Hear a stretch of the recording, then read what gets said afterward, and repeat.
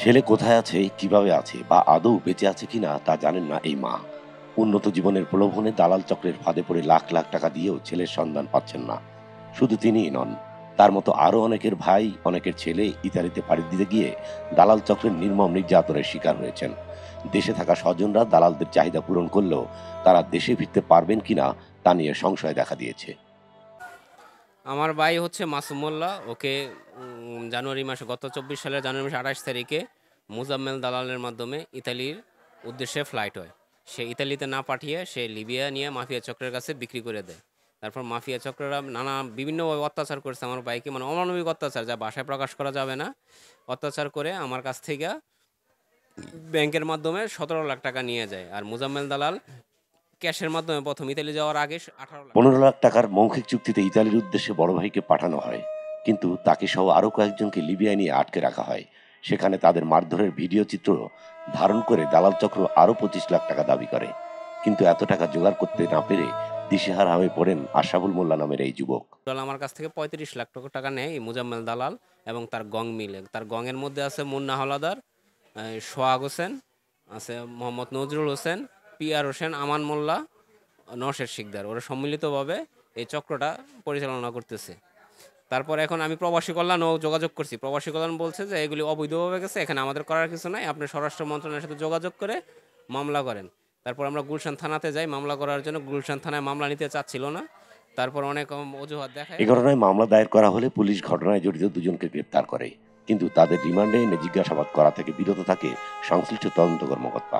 উল্টো তাদের কাছে টাকা দাবি করে। তারা বলছে না, বৈধভাবে আমরা পাঠাই, আমরা বৈধভাবে পাঠাই না। সেই কারণে আমরা ঢাকার থেকে দুবাই পাঠাবো, দুবাই থেকে আমরা ফেলে দেবো। 5-7 দিন দুবাই গিয়ে রাখাবো, ওই জায়গা তো ডাইরেক্ট বিমানে পাঠাবো। আমার ছেলে বললো যে আব্বা আমি আয়া বসছি দুবাই ইনশাল্লাহ। তো দুবাই যাওয়ার পরে আপনার ফেব্রুয়ারি মাসের 5 তারিখে বললো যে আমরা লিবিয়া পাঠাইছে। তুমি লিবিয়া পাঠাইছে কেন? বললো আব্বা আমরা কিছু জানি না, তাকে বাড়িতে যান জিজ্ঞেস করে। তাহলে তাকে বাড়িতে গেলাম। মুজাম্মেল 1 নং আসামি, তার স্ত্রীর সাথে তার ভাই টাকা না দিলে আমরা মেরে ফেলব।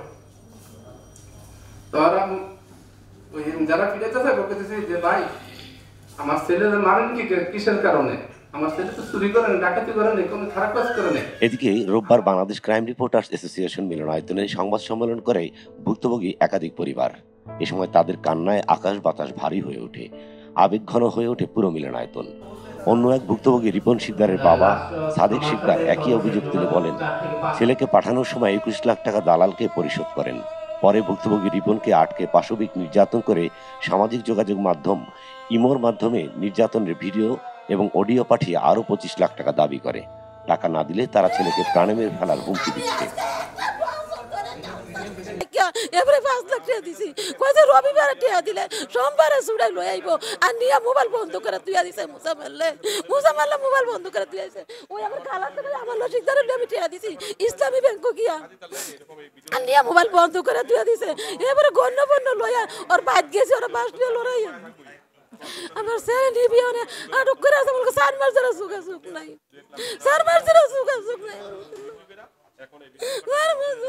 তারা অবিলম্বে দেশে থাকা দালালদের গ্রেপ্তার ও লিবিয়ায় আটকে থাকাদের উদ্ধার করে দেশে ফিরিয়ে আনতে সংশ্লিষ্ট প্রশাসনের আশু হস্তক্ষেপ কামনা করেছেন।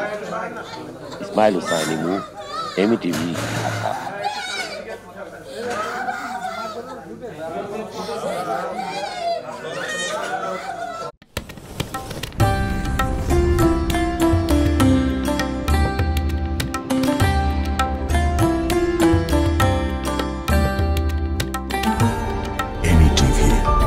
স্বাধীন বাংলার স্বাধীন কণ্ঠ।